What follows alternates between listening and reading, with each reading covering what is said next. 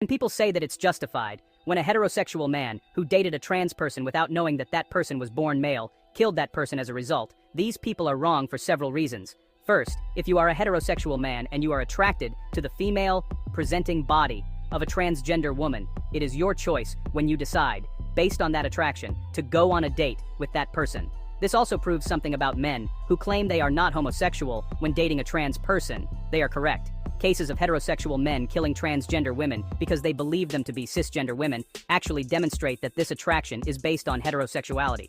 Honestly, I find it frustrating that I even have to point this out. I'm not here to argue whether you should like or dislike trans people. You can't force people to like something they don't. That's not the point of this video. My point is this.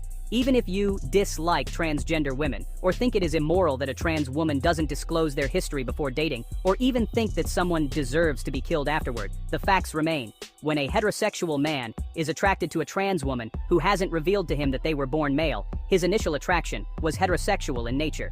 Because gay man would never yearn for boobs. Many gay men actually dislike transgenderism and are only attracted to male features that do not include breasts, makeup, or hair extensions. Accepting this does not mean that you are claiming the transgender woman is biologically female. It simply means that based on outward characteristics, a heterosexual man is attracted to that trans person, and that doesn't make him homosexual. Anyway, the main point of this video is about a disturbing trend I see, especially on Instagram.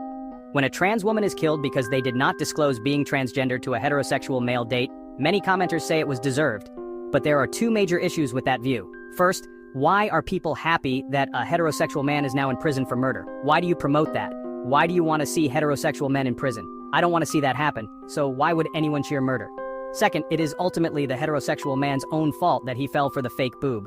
As I always say, hate the player, not the game.